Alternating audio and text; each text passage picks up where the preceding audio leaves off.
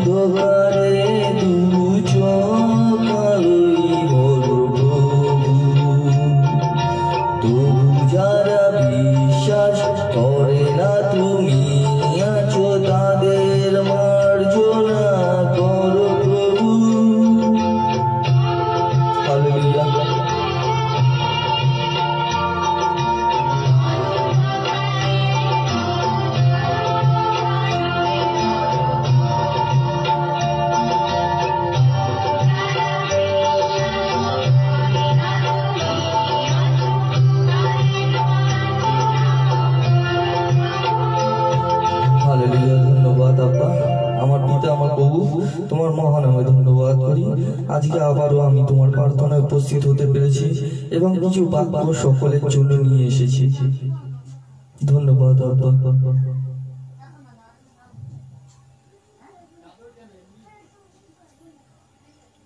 Hallelujah, hallelujah.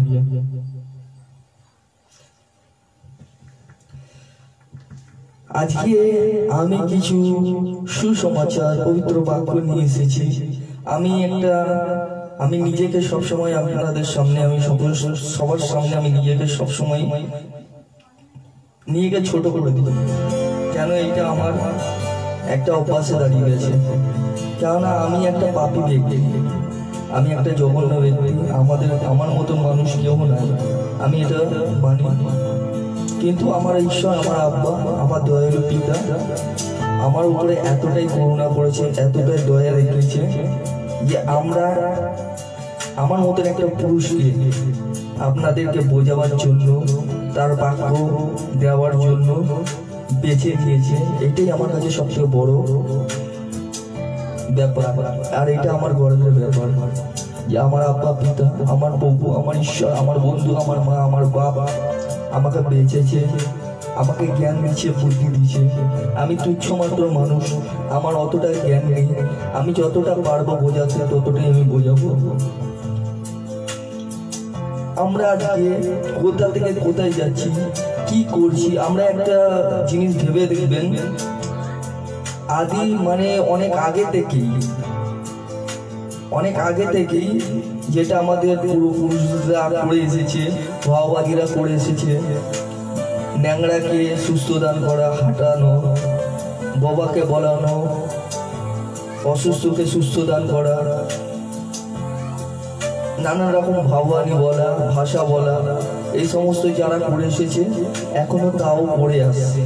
আগে যা হয়েছে এখনো তা হয়ে আসছে, একটু ছিটা ফোটাও কমেনি।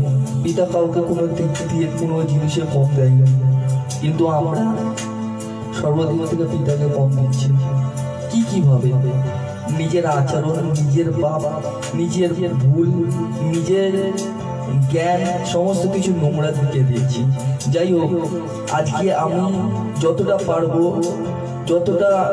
যতটা মানে খুব ইম্পর্টেন্ট বাক্যগুলো তুলে ধরবো আজকে আপনাদের চোখের সামনে, আপনাদের কানে শুনুন, বুঝুন এবং অন্তরে গেঁথে রাখুন। এটা আপনাদের সহায়তা করবে আপনাদের ভবিষ্যতের দিকে। কোনো বিশ্বাসী, কোনো ভাই, কোনো মা, কোনো বোন চায় না কোনো ঈশ্বরের সন্তান দুঃখে জীবনযাপন কাটা। কেউ চাইবে না, কেউ না, একটা শত্রু পর্যন্ত চায় না। মানে জাগতিক মানুষের কথা বলছি, সেই শত্রুও চাইবে না। শয়তানের কথাও বলছি না, শয়তানের কথা বলছি। যাই হোক, আসুন কিছু পবিত্র বাক্য আপনাদের সামনে, সকলের সামনে তুলে ধরবো। আজকে পিতা আমাদের সাথে কি কথা বলতে চাইছে বিবাহ বিচ্ছেদ নিয়ে, যেটা সকল এখন ভুলবশত আর নিজের ইচ্ছা মতো করে যাচ্ছে। আর এই সমস্ত আসছে শয়তানের কাছ দিয়ে একটা বিশ্বাসীর উপরে, একটা পাস্টারের উপরে, একটা খ্রিস্টান ভাইয়ের উপরে, একটা খ্রিস্টান বোনের উপরে। এই ভুলগুলো আমরা করে থাকি কিন্তু বুঝতে পারি না। আর আজকের পিতা আপনাদের সমস্ত ভুল আশা করি ভাঙিয়ে দেবে। আর এই সমস্ত ভুল অনেক পাস্টার অনেকেই বুঝিয়েছে, দেখি আমিও আজকে বোঝাই আপনাদেরকে। আসুন আমার এই পাপীর মুখ থেকে পিতা কি বলাচ্ছে আজকে শুনে নিন। আমার এই জিহ্বা, আমার মুখ, আমার বুদ্ধি কিভাবে পিতা ব্যবহার করছে আজকে দেখে নিন। ধন্যবাদ আমাদের পিতা ঈশ্বরকে যে আমাদের মতন তুচ্ছ মাত্র মানুষ, ধুলিকণার মতন, তাকে যে এই জায়গায় বসিয়েছে, তার অনুগ্রহ আশীর্বাদ দিচ্ছে, তার জন্য কোটি কোটি ধন্যবাদ। আর সবচেয়ে বড় ব্যাপার, আমি যে আজকে জীবিত আছি এবং সকলেই যে জীবিত আছে তার জন্য, সকল বিশ্বাসী মা বোনরা মধ্যে জীবিত আছে তার জন্য অনেক অশেষ ধন্যবাদ। হালেলুয়া। যে দেখছে অর্থাৎ পায়েল, তুমি একটুখানি গ্রুপে শেয়ার করে দাও যাতে আমারও প্রত্যেকটা মা বোন দেখতে পারে। গ্রুপে প্রত্যেকটা পায়েল, প্রত্যেকটা গ্রুপে শেয়ার করে দাও।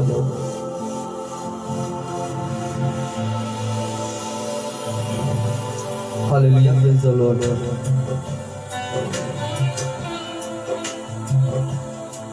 বেশি সময় নেব না।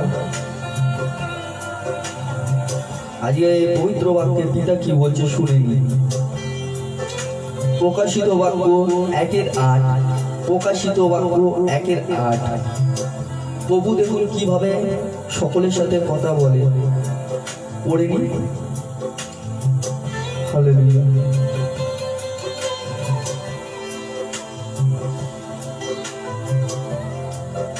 প্রকাশিত বাক্য 1:8। প্রভু ঈশ্বর বললেন, আমি আলফা ও গামা, আমি সেই সর্বশক্তিমান, আমি সেই জন যিনি আছেন, যিনি ছিলেন এবং যিনি আসছেন। হালেলুয়া। মানে তিনি প্রথম থেকেই আছেন, তিনি ছিলেন এবং তিনি আসছেন। এটা বুঝতে কাউরই অসুবিধা হবে না আশা করি। আসুন তারপরে কি বলছে দেখে নিন। যোহন লিখিত সুসমাচার 1:1 আর 2। কেননা আপনাদেরকে মেন উদ্দেশ্য হচ্ছে বাক্য বোঝানো, আর বাক্যটাকে আপনারা কতটা নিতে পারবেন সেটা আমাদেরকে দেখতে হবে। দেখুন যোহন 1:1 আর 2। আদিতে বাক্য ছিলেন, বাক্য ঈশ্বরের সঙ্গে ছিলেন, আর সেই বাক্যই ঈশ্বর ছিলেন। সেই বাক্যই আদিতে ঈশ্বরের সঙ্গে ছিলেন। হালেলুয়া। সেই বাক্যই ঈশ্বরের সঙ্গে ছিলেন।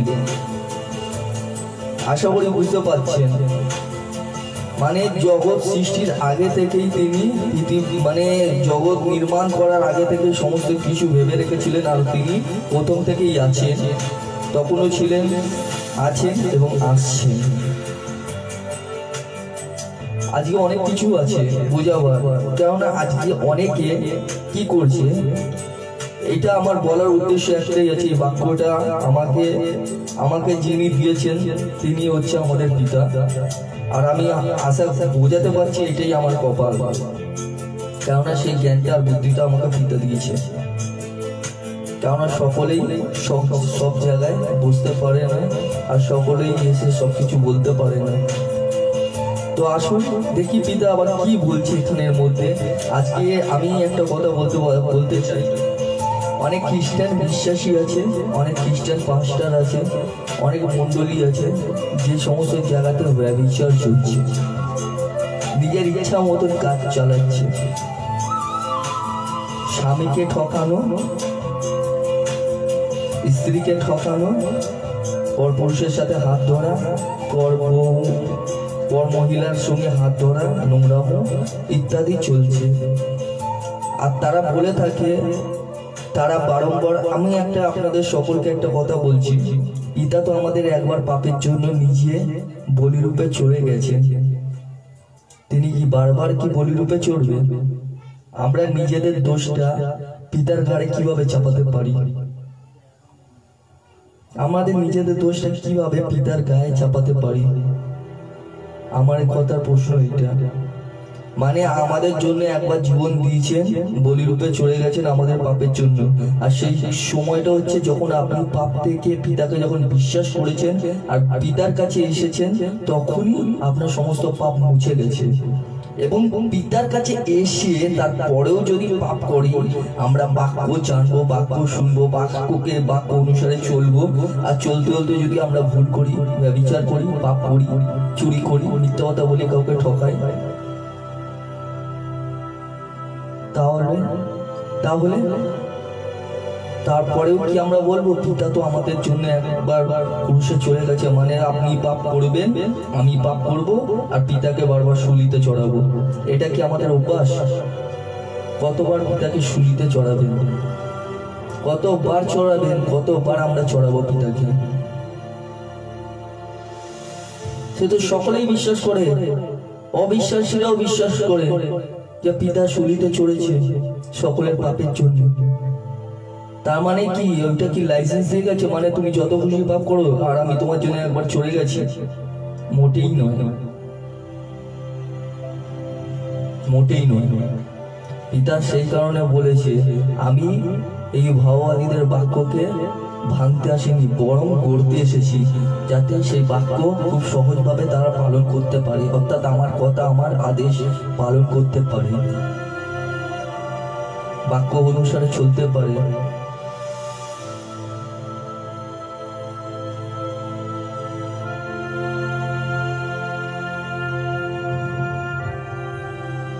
আমি একটা কথা বুঝে পাই না, আমরা এরকম বিশ্বাসী হয়ে কি করে আমরা ভুল করি?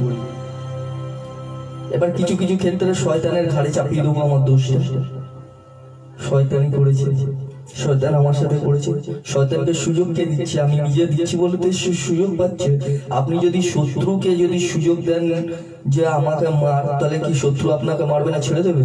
তো শয়তানকে তো আমরাই সুযোগ দিচ্ছি।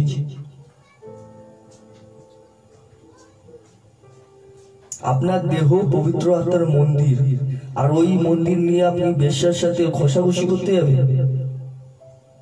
আমার দেহ পবিত্র আত্মার মন্দির, পুরুষ হোক অথবা নারী। আমার দেহ অথবা পুরুষের দেহ অথবা নারীর দেহ পবিত্র আত্মার মন্দির। সেই মন্দির নিয়ে কি একটা নোংরা পুরুষ অথবা একটা নোংরা নারীর সাথে কি ঘষাঘষি করতে যাব? আমাদের লজ্জা হওয়া উচিত না? যেখানে মধ্যে যে দেহের মধ্যে আমাদের ঈশ্বর বাস করেন, সেই দেহ নিয়ে আমরা নোংরামো করবো? আমাদের লজ্জা হওয়া দরকার। আসুন বিবাহ বন্ধন নিয়ে কি পিতা বলছে আজকে শুনে নি। আমাদের মতনই এরকম অনেক আছে, দেখা গেছে যে এখনো সেই সময়ও চলছিল, এই সময় সেই সময় ফরিসিরা পিতাকে পরীক্ষা নিচ্ছে, এখন বিশ্বাসীরা পরীক্ষা নিচ্ছে পিতাকে। এখন বিশ্বাসীরা পরীক্ষা নিচ্ছে পিতাকে, তখন ফরিসিরা নিয়েছিল। আসুন দেখে নিই পবিত্র বাক্য কি বলছে। Hebrew 13:4, Hebrew 13:4।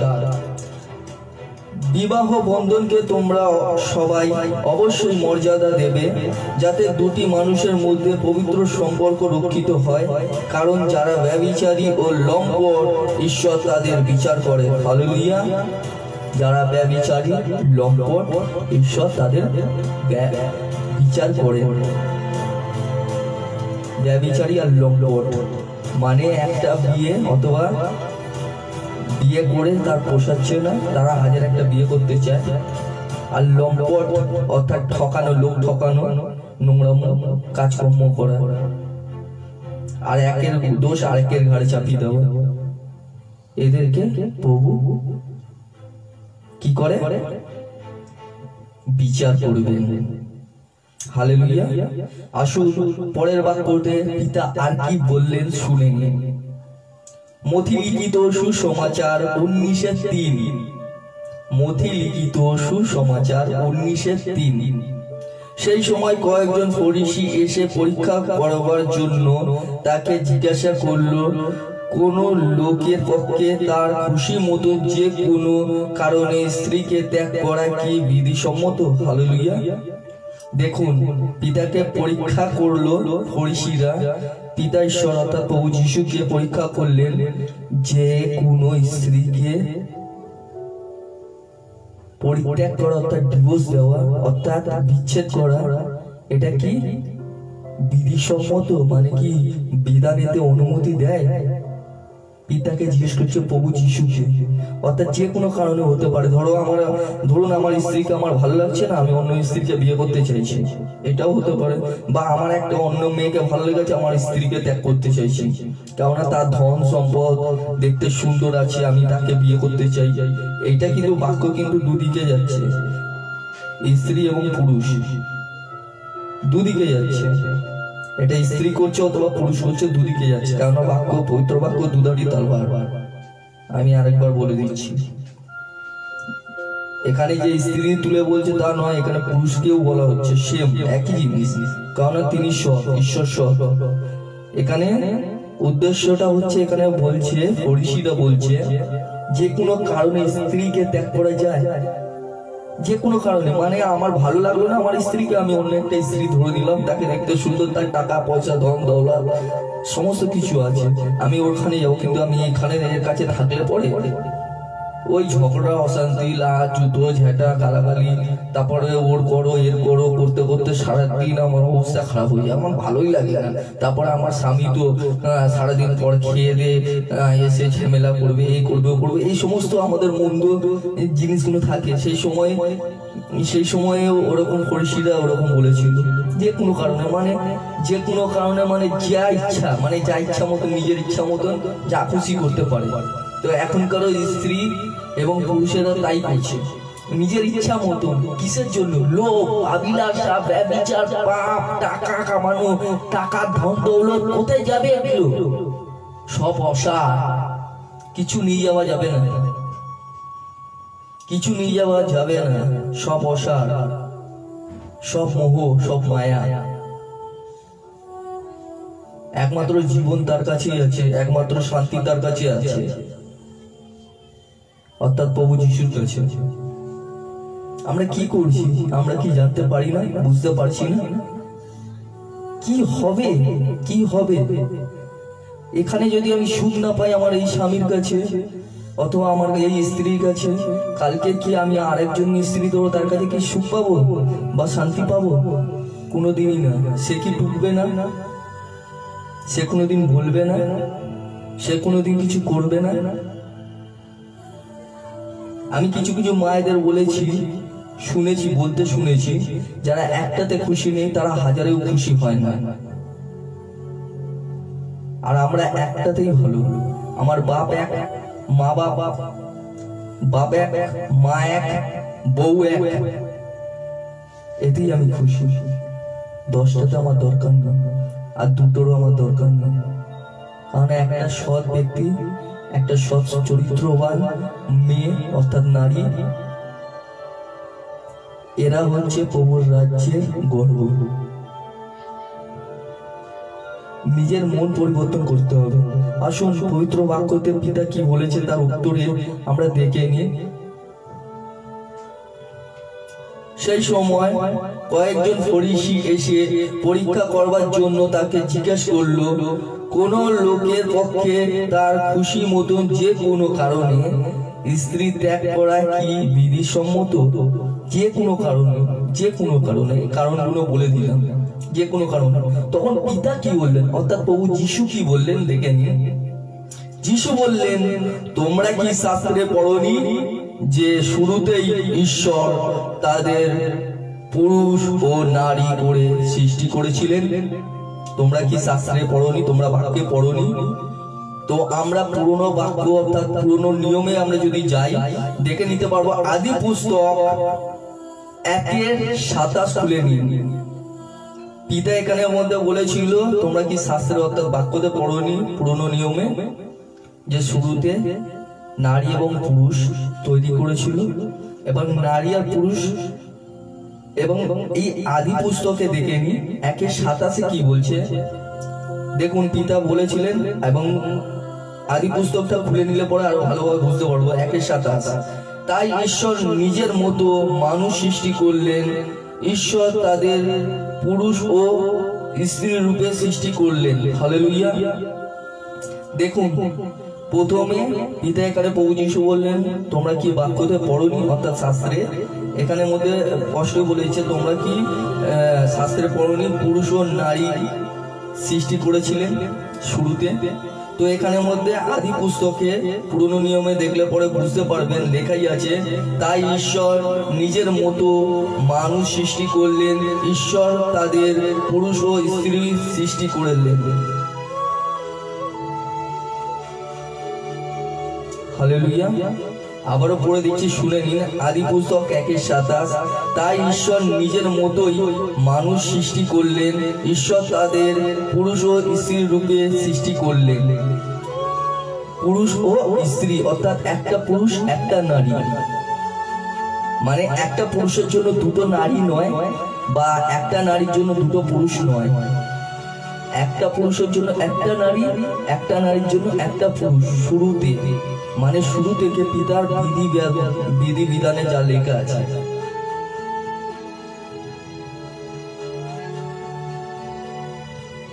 এবং আমি এখানে মধ্যে এটাও বলে দিতে ইচ্ছুক আছি যে সেই সময় ফরিসিরা পিতাকে বলেছিল, তাহলে সেই সময় তো আমাদেরকে বলেই দিয়েছিল যে এতে লেখাই আছে বিধি ব্যবস্থাতে যে এক অপরকে ত্যাগ করা যাবে। তখন প্রভু যিশু ডাইরেক্টলি বলেছিল যে হ্যাঁ, সে তো বলেছিল।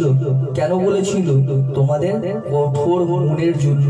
কেননা আমাদের কঠোর মন, আমাদের এত পাপী মন, আমাদের একটু একটুতে রাগ জ্বালা যন্ত্রণা স্টার্ট হয়ে যায়, সহ্য ক্ষমতার বাইরে হয়ে যায়। সেই কঠোর মন মানে আমরা যদি কোনো ইচ্ছা মতন ইচ্ছা করে যদি কিছু করতে চাই, কাউকে ভালো লেগে যায়, কাউকে করে দিই, তখন আমি খুব সহজে নিজের স্বামীকে ত্যাগ করে দিয়ে নিজের বাচ্চার কথাও মনে করি না, অন্যজনের হাত ধরতে চাই। এটা হলো আমাদের কঠোর মন। অথবা আমার স্ত্রীকেও আর বাচ্চাকে পছন্দ হচ্ছে না, আমার এই কঠোর মন অন্যজনের হাত ধরতে চাই। এইটা হলো আমাদের কঠোর মন। এই কঠোর মনের জন্যই মানা করেছিলেন, এই কঠোর মনের জন্য বলেছিলেন যে এটা বিধিতে।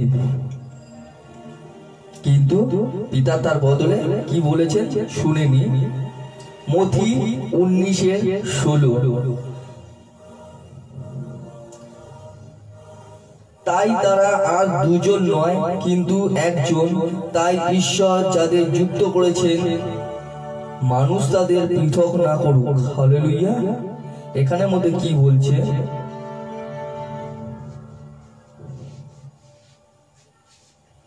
তাই তারা আর দুজন নয় কিন্তু একজন, তাই ঈশ্বর যাদের যুক্ত করেছেন মানুষ তাদের পৃথক না করুক। Praise the Lord। মানে যেখানে মধ্যে ঈশ্বর আমাদেরকে যুক্ত করে দিয়েছে, ঈশ্বর আমাদের এক করেছেন, ঈশ্বর আমাদের জন্য কিছু ভেবে রেখেছে, এই সমস্ত দিক থেকে আমরা যাতে কারোর বিবাহ বিচ্ছেদ না করি। কারণ ঈশ্বর যাদেরকে যুক্ত করেছে, এটা স্পষ্টই মানা করে দিচ্ছে, ঈশ্বর যাদের যুক্ত করেছে তাদের বিচ্ছেদ না করুক।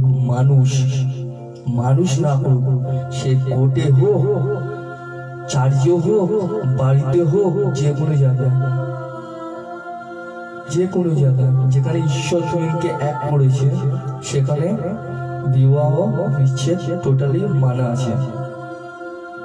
তাই তারা আর দুজন নয় কিন্তু একজন, তাই ঈশ্বর যাদের যুক্ত করেছেন মানুষ তাদের পৃথক না করুক। মানুষ যাতে পৃথক না করুক। কিছু সমস্যা, কিছু সমাধান পাওয়া যায় যদি একসঙ্গে কথা বলা যায়। হ্যাঁ, তো বিধি ব্যবস্থাতে এও লেখা আছে, সেটা আমি সামনের সপ্তাহে আরো ভালোভাবে তুলে ধরবো। যদি ব্যভিচার দোষ ছাড়া যদি ডিভোর্স দেয় তাহলে এটা পাপ। যদি স্ত্রী অথবা পুরুষ যদি ব্যভিচার করেছে, তুমি নিজের চোখে দেখেছো, অনেকেই দেখেছে, প্রমাণ আছে, তুমি তাকে ডিভোর্স দেওয়া যাবে। কিন্তু ব্যভিচার দোষ ছাড়া, পাপ ছাড়া তুমি যদি ওইটাকে ডিভোর্স দাও তাহলে এটা জঘন্য পাপ। অর্থাৎ তুমি নিজেই ব্যভিচার করলে, সেই স্ত্রী হোক অথবা পুরুষ। কেননা স্বামী যতদিন জীবিত থাকে ততদিন বাধ্যতামূলক স্ত্রী তার সাথে থাকবে। যখন সেই স্বামী মারা যায় তারপরে সে বিবাহ বন্ধন থেকে মুক্ত পায়, সে তখন চাইলে পরেও অন্যজনের সাথে বিবাহ করতে পারে, আর না চাইলে আরো ভালো। এটা আমি বলছি না, এটা পবিত্র বাক্যতেই বলছে।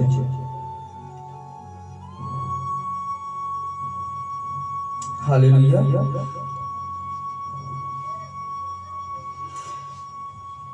দেখুন পুরনো নিয়মে কি বলছে, মালাকি 2:16 ইসরায়েলের আরাধ্য ঈশ্বর সর্বাধিপতি প্রভু বললেন, আমি বিবাহ বিচ্ছেদ ঘৃণা করি এবং এই রকম নিষ্ঠুর আচরণ যার স্বভাব তাকেও ঘৃণা করি। সুতরাং সাবধান, বিশ্বাসঘাতকতা করো না। বুঝতে পেরেছেন? আপনার স্বামী হোক অথবা স্ত্রী হোক, যদি সে সৎ, যদি সে ঈশ্বরের পথে আছে, যদি সে সর্বদা আপনার জন্য চিন্তা করলো, আপনার সঙ্গে সারাদিন মানে আপনার ভালোই চেয়ে গেল সারা জীবন, তাকে যদি আপনি ঠকান কেমন লাগবে? এই জিনিসটা যদি আপনার সাথে হতো একবার ভেবে দেখবেন কেমন লাগতো। সেই স্ত্রী হোক অথবা পুরুষ, একবার ভাববেন, অবশ্যই ভাবুন। কারণ ভাবার জন্য সময় থাকে। একবার ভেবে দেখুন, এই জিনিসটা আপনার সাথে যদি হতো তো আপনার কিরকম লাগতো? পারতেন সহ্য করতে?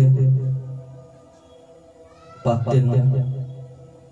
কিন্তু সেই সৎ মানুষ অথবা সৎ স্ত্রীর সাথে ঈশ্বর থাকবে, কিন্তু যে অসৎ তার সঙ্গে ঈশ্বর কোনোদিন থাকবে না, তার সাথে শয়তান থাকে আর তাকে ধ্বংস করে তিলে তিলে মারে।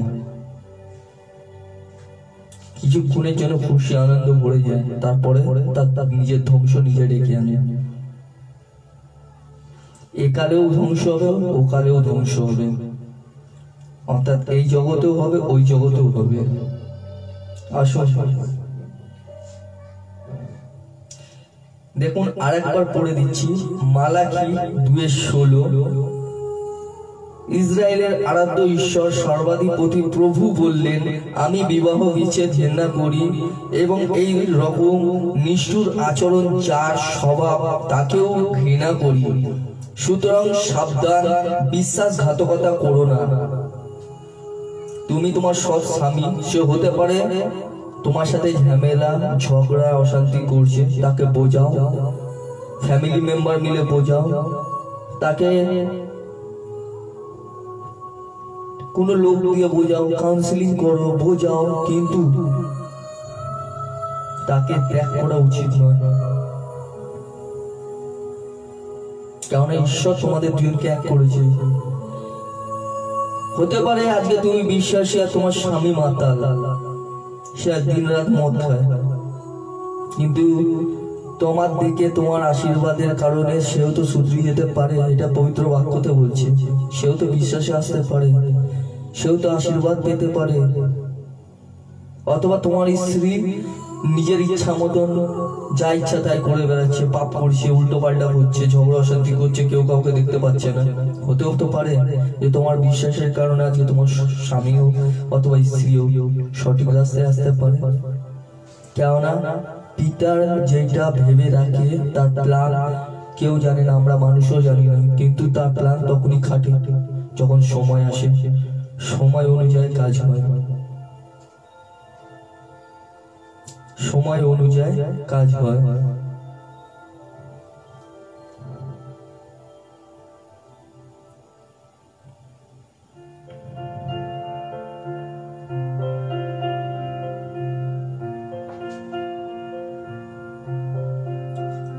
আবারও পড়ে দিচ্ছি, মালাকি 2:16।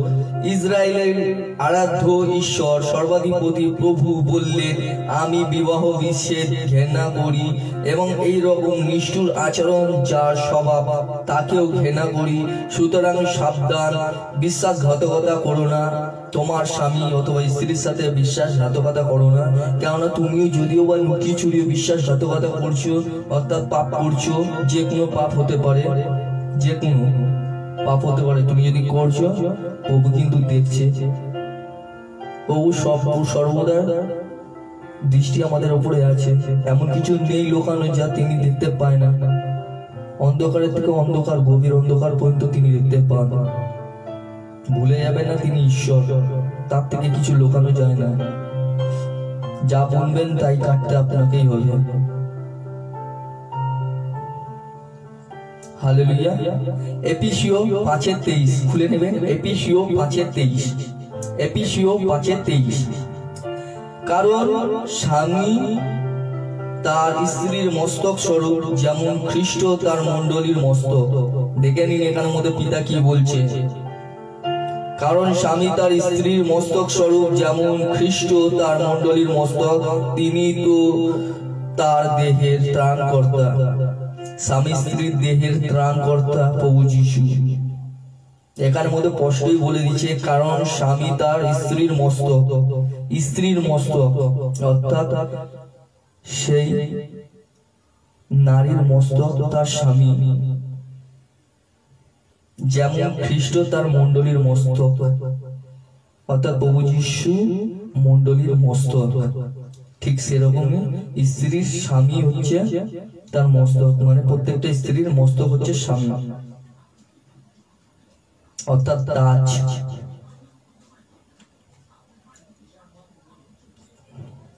অর্থাৎ সম্মান, আর সেই সম্মান নিয়ে ছেলে খেলা হচ্ছে। অপূর্ব, অপূর্ব, দুর্দশ।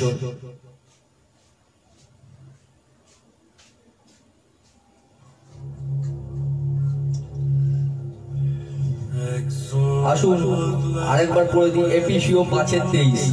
কারণ স্বামী তার স্ত্রীর মস্তক স্বরূপ, যেমন খ্রিস্ট তার মণ্ডলীর মস্তক, তিনি তো তার দেহেরও ত্রাণকর্তা।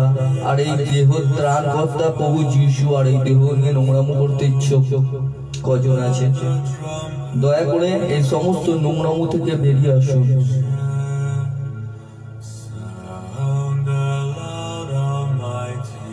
বিনাশকালে বিপরীত বুদ্ধি, যখন বিনাশ সামনে এগিয়ে আসে তখন বিপরীত বুদ্ধি গুণের কাজে লাগে। অর্থাৎ হচ্ছে পাপ বুদ্ধি গুণ, যে সকল শয়তান চালায় আপনাদের মনের মধ্যে, প্রাণের মধ্যে এসে গুঁজে দিয়ে চলে যাবে, আর আপনারা ওই পাপ করবেন। তার পবিত্র বাক্যতেও বলছে তার কথা মিষ্টি হবে। সেই মানে অসতী নারীর কথা মধুর মিষ্টি, খুব সুন্দর সুস্বাদু হবে, কিন্তু ওই নারী একটা মৃত্যুর মুখে দাঁড়িয়ে আছে, আর ওই নারী তোমাদেরকেও মৃত্যুর মুখে নিয়ে যেতে পারে। এটা নারীও হতে পারে অথবা পুরুষও। তো পিতা বলছে ওই সমস্ত ব্যভিচারী নারী অথবা পুরুষ থেকে বেরিয়ে এসো, নোংরামো করা বন্ধ করো, পবিত্র বাক্যে তোমরা মনোযোগ দাও, পিতার উদ্দেশ্যে প্রার্থনা করো, মন ফেরাও, মন পরিবর্তন করো, কেননা স্বর্গরাজ্য সন্নিকট। এখন জায়গায় জায়গায় প্রত্যেকটা খ্রিস্টান বিশ্বাসী ভাইরা পাস্টাররা মার খাচ্ছে, আর আমরা আমাদের মতন কাজ করে যাচ্ছি। আমাদের লজ্জা হওয়া দরকার, আমাদের লজ্জা হওয়া দরকার, কেননা আমরা পাপ করছি আর ওই পাপের বেতনগুলো প্রভু যিশুর উপরে ছেড়ে দিচ্ছি, আর বলছি তিনি তো আমাদের একবার পুরুষের জীবন দিয়ে গেছে। ও তার মানে কি আমাদের লাইসেন্স দিয়ে গেছে, মানে তুমি যতবার পাপ করবে আর খালি বলবে যে ক্রুশে জীবন দিয়ে গেছে, ক্রুশে জীবন দিয়ে গেছে। তাহলে তোমরা পাপ করতে দেখো আর ক্রুশে জীবন দিয়ে গেছে এরকম বলতে দেখো। যখন তুমি পিতার কাছে দাঁড়াবে, অর্থাৎ আপনারা দাঁড়াবেন, তখন পিতাও বলবে আমি তো পুরুষের জীবন দিয়েছি, তো একটা পাপের জন্য তুই 6টা পাপ করেছিস। যখন তুই বিশ্বাস করে আমার কাছে এসেছিলি তখন তোর সমস্ত পাপ মিটে গেছে। তুই যখন এখানে আমাদের বিশ্বাস করে যখন এসেছিস সমস্ত পাপ মিটে গেছে, তারপর বিশ্বাস করার পরেও বাক্য শুনেও তুই এই সমস্ত পাপ করলি, আর তার থেকে যে প্রথম অবস্থা ছিল তার থেকে 2 গুণ অবস্থা আরো 10 গুণ বেশি বেড়ে যাবে।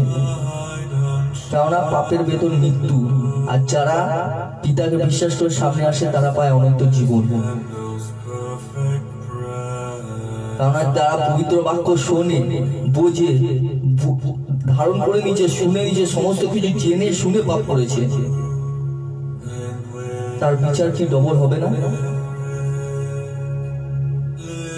আমরা জানতাম না, পিতাকেও চিনতাম না, পিতার বাক্য জানতাম না, তখন ভুল করেছি।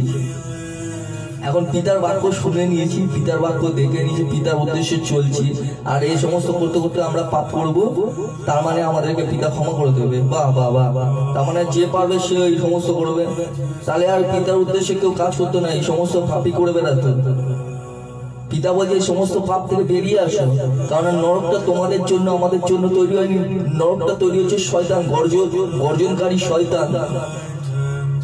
সে কিভাবে খুঁজে বেড়াচ্ছে আমাদেরকে কেউ জানে না, কেউ জানে না। সে ছিঁড়ে ফেলবে একদম, মানে গর্জনকারী শয়তান কিভাবে যে আমাদেরকে শেষ করবে সেইটাই খুঁজে বেড়াচ্ছে, আর আমরা ওর চালেই ফেসে যাচ্ছি। এই সমস্ত দিক থেকে নিজেদেরকে বার করব, কারণ ওই সমস্ত ওই শয়তান অনন্তকালীন নরকে যাবে, আর আমাদেরকে নিয়ে যেতে চাইছে, আমাদেরকে নিয়ে যেতে চাইছে।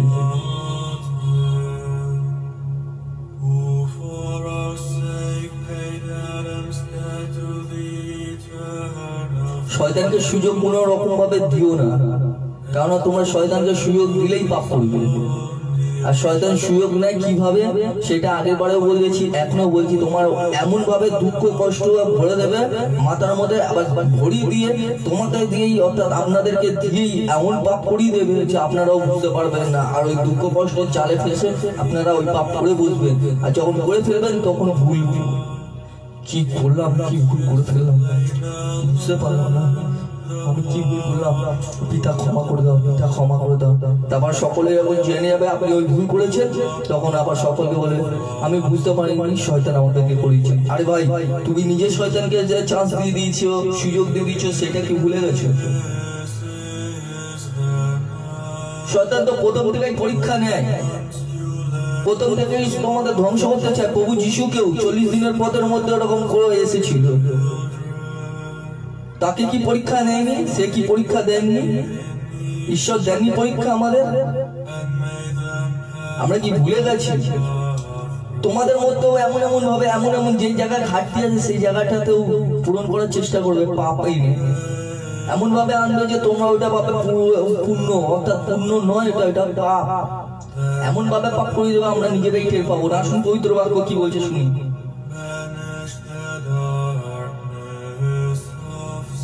এফেসীয় 5:24, এফেসীয় 5:24। তাই মণ্ডলী যেমন খ্রিস্টের অনুগত, তেমনি স্ত্রীরা তোমরা সব বিষয়ে স্বামীর অনুগত থাকো। দেখুন এখানে মধ্যে কি বলছে, তাই মণ্ডলী যেমন খ্রিস্টের অনুগত, মানে খ্রিস্টের অর্থাৎ প্রভু যিশুর ইচ্ছা মতন চলছে মণ্ডলী। দেখুন এখানে তাই বলছে, তাই মণ্ডলী যেমন খ্রিস্টের ইচ্ছা অনুসারে চলছে, তেমনি স্ত্রীরা তোমরা সব বিষয় স্বামীর ইচ্ছা মতন চলো, এবং স্ত্রীরাও চলো এবং স্বামীরাও চলো, দুজনেই এক অপরের সাথে মিলেমিশে চলো।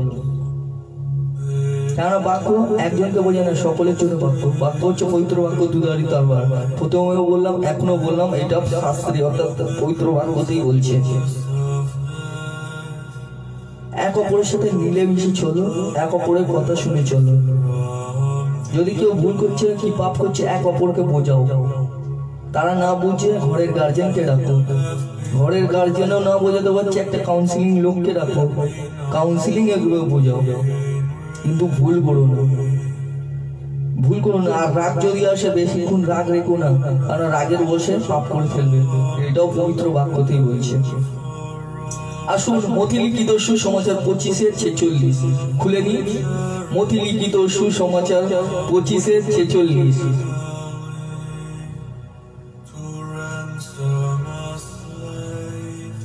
সঞ্জীব কুমার, আমি দেখেছি, আপনার জন্য অবশ্যই প্রার্থনা করবো বাবু, চিন্তা করবেন না, পিতার উপরে ভরসা রাখুন। সঞ্জীব কুমার, আমি দেখেছি, আপনার জন্য অবশ্যই প্রার্থনা করবো বাবু, রাত্রিবেলা বসে অবশ্যই প্রার্থনা করবো। আপনি প্রভুর উপরে ভরসা রাখুন। মথি 25:46। এরপর অধার্মিক লোকেরা যাবে অনন্ত শাস্তি ভোগ করতে, কিন্তু ধার্মিকেরা প্রবেশ করবে অনন্ত জীবন। হালেলুয়া। এখানে মধ্যে কে কারা যাবে? অধার্মিক লোকেরা যাবে অনন্ত শাস্তি ভোগ করতে, অনন্ত জীবন শাস্তি ভোগ করতে। অধার্মিকেরা, যারা ব্যভিচারী, লম্পট, লোক ঠকায়, একটাতে পোষায় না 10টা করে বেড়ায়, তারা অনন্ত শাস্তি ভোগ করতে যাবে।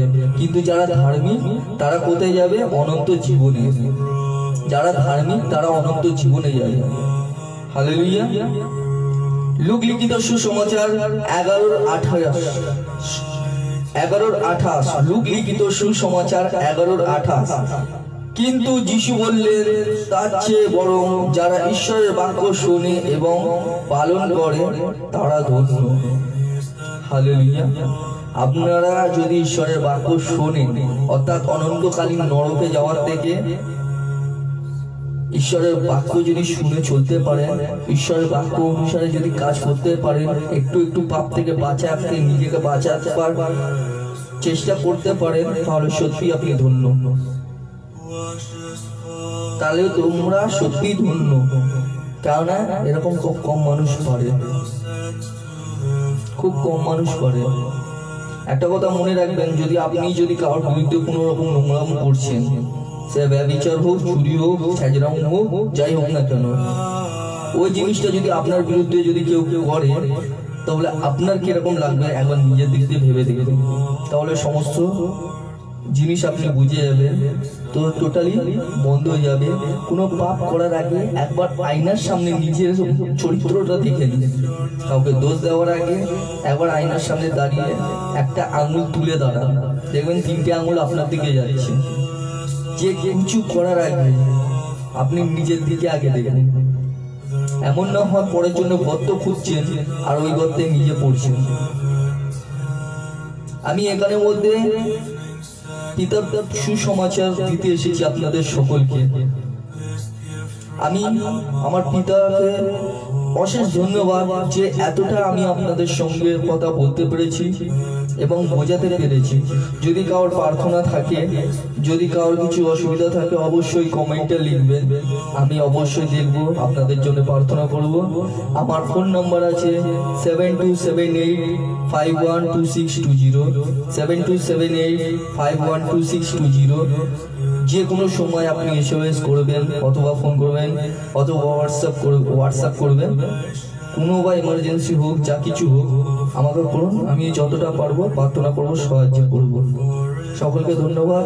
আর আজকে পিতা আপনাদের সাথে কথা বললো, আজকে পবিত্র সুসমাচার খুব সুন্দরভাবে আপনাদের সামনে তুলে ধরেছি। আর যে কটা সুসমাচার আমাকে দিয়েছেন, দান করেছেন পিতা, আমি সকলের সামনে তুলে ধরেছি। এই জন্য আপনারা যে মনোযোগ দিয়ে শান্তিপূর্বক শুনেছেন, তার জন্য আপনাদের সকলকে ঈশ্বর আশীর্বাদ করুক এবং এই পবিত্র বাক্যগুলো আপনারা অন্তরে গেঁথে রাখবেন।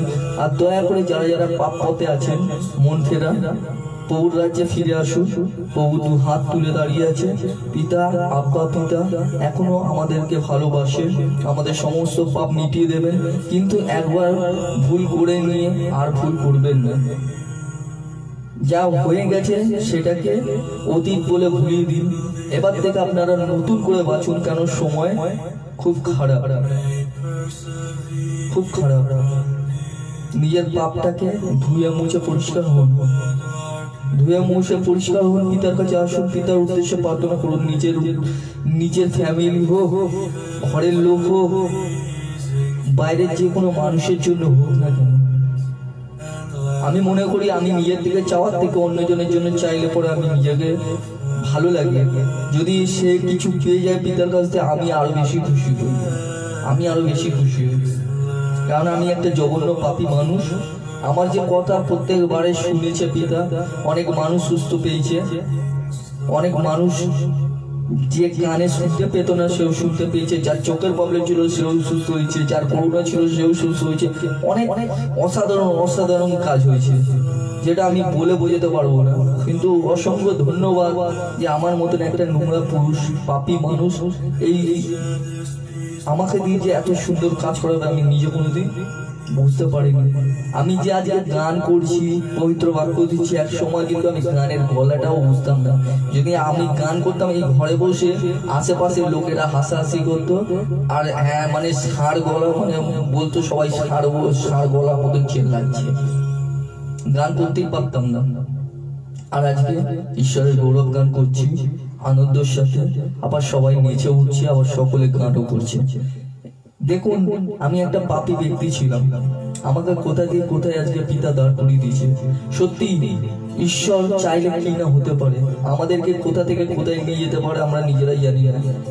তার জন্য আমাদের কি করতে হবে আপনারা বলুন, তার জন্য কি করতে হবে? শুধু একটাই জিনিস, নিজেকে পরিষ্কার হতে হবে, মনটাকে পরিষ্কার রাখতে হবে। আপনার মন যদি বড় হয়, আপনার মন যদি উদার হয়, আপনি সমস্ত কিছু দিয়ে উদার। আপনি নিজেকে উদারতা করুন, পাপ করলে ক্ষমা করুন। কেউ চায় তাকে দাও, পিতা বলেছে কেউ চায় তাকে দাও, ক্ষমা করবো, ক্ষমা পাবে। ধন্য তাহারা যাহারা পিতার বাক্য অনুসারে চলে। Hallelujah, praise the lord. আসুন একটু প্রার্থনা করি আপনাদের সকলের জন্য। আমার ইয়োবা, আমার পবিত্র পিতা, আমার ইয়েশু নাজরীয় দয়ালু ঈশ্বর, আমার পবিত্র ঈশ্বর, আমার পবিত্র ইয়েশু নাজরীয় দয়ালু ঈশ্বর, যে সকল ভাইরা এখন দেখছে যার ঘরের মধ্যে সংকট, যার স্ত্রী বাচ্চা অসুস্থ, পিতা এই মুহূর্তে সেই যিশুর নামে চাঙ্গা হয়ে উঠুক। আমি নাজরীয় যিশু নামে চাই। যে সকল ভাইরা, যে সকল মায়েরা দেখছে এই মুহূর্তে, সমস্ত ভাই, সমস্ত মায়েদেরকে সুস্থতা দান দাও পিতা। সমস্ত শয়তানের থেকে তুমি তাদের রক্ষা করো পিতা। তারা যাতে যাতে তোমার কুষ্টি নিয়ে আগে বাড়তে পারে। আমার আমার পবিত্র পিতা আমার ইসু নাজরি তাদের ঘরের মধ্যে সমস্ত দুঃখ কষ্ট অভাবকে দূর করে দাও পিতা। তারা এতে চাঙ্গা হয়ে উঠতে পারে পিতা, তোমার উদ্দেশ্যে নিজের জীবনটাকে চালাতে পারে, সমস্ত পাপ হইতে তারা বেরিয়ে আসতে পারে তাদের ঘর থেকে। তাতে প্রত্যেকটা মানুষ হালেলুয়া প্রেজ দ্য লর্ড, প্রভু যিশু জয় হোক, ওই ধ্বনি যাতে আমি কানে শুনতে পারি পিতা। প্রত্যেকটা ঘর থেকে যাচ্ছে যিশুর নামটা বেরিয়ে আসে। আমার আমার পবিত্র পিতা আমার ইসু নাজরি দয়ালু ঈশ্বর, তোমাকে ধন্যবাদ করি পিতা। আজকে সকলের সামনে তুমি আমাকে বসিয়েছো আর তোমার পবিত্র বাক্য বোঝাবার জন্য তুমি আমাকে বেছে নিয়েছো, তার জন্য তোমার অশেষ ধন্যবাদ। আমার ইসু নাজরি দয়ালু ঈশ্বর, যে সকল ভাইরা মায়েরা আছে যারা দেখছে এবং যারা এখনো অজ্ঞানী, যারা পাপ করছে, সমস্ত মানুষকে তুমি ক্ষমা করো পিতা এবং তাদেরকে সুযোগ দেওয়া হোক, তারা যাতে তোমার পথে আসতে পারে। তারা যাতে তোমার পথে আসতে পারে। আমার আমার পবিত্র পিতা আমার ইসু নাজরি দয়ালু ঈশ্বর, দয়া করে পিতা, ক্ষমা করো পিতা, তাদের চক্ষু খুলে তাদের পাপ থেকে বেরিয়ে আসো। আমার ইসু নাজরি দয়ালু ঈশ্বর, আমার প্রভু আমার আব্বা পিতা, দয়া করো। আমার এই বিনতীয় প্রার্থনা নাজরি তুই যিশু নামে শ্রবণ গ্রাহ্য হোক। আমার নয় আব্বা, তোমার ইচ্ছা পূর্ণ পবিত্র আত্মা প্রভু যিশু তোমার জয়। Hallelujah praise the Lord. Jishu আব্বা পিতা তোমার জয়, জয় যিশু, জয় মাসি। আসলে একটা পবিত্র গান করি।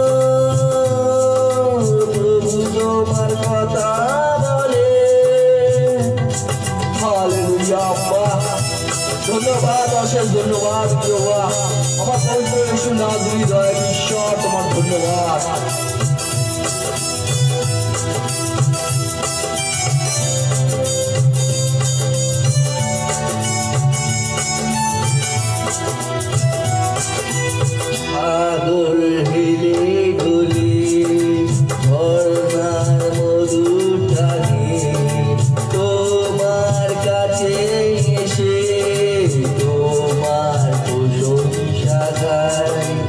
সাগর হেলে ডোলে ঝর্ণার মধুর টানে তোমার কাছে এসে তোমার প্রশংসা গাই। সবার হৃদয় মাঝে খুশি নেচে ওঠে, সবার হৃদয় মাঝে খুশি নেচে ওঠে। সেও তোমার কথা বলে, প্রভু তোমার কথা বলে।